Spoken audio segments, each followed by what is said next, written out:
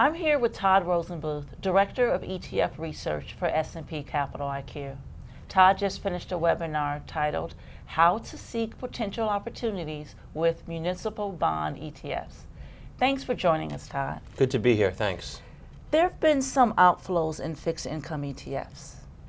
Is this occurring in munis, and why do you think this is? Yeah, it is. We've seen more outflows in the taxable bond universe than we have in the tax-free or the municipal bond universe.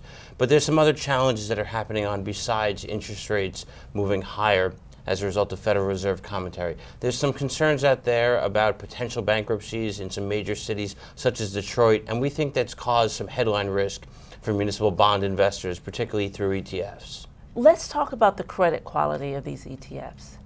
Are they stronger than people might think? So we think so. You have the headlines about potential bankruptcies, but the vast majority of the bonds that are inside these ETFs are investment grade, over 90% of the bonds when we look at the total universe of what's out there. And even the high yield municipal bond ETFs, which typically in the taxable world are non-investment grade, so double B or below, is actually much stronger in the municipal bond universe. So some of the muni bond ETFs have triple B holdings as the vast majority of their portfolio, much stronger than I think investors might realize when they're looking at ETFs. What are some of the key differences between municipal ETFs and mutual funds? Yeah, so most of the money that investors have in muni bonds, if they have it in a packaged product, is through mutual funds. But of course, ETFs are cheaper in any asset class than they are in the actively managed space, and that's definitely the case in the municipal bond world.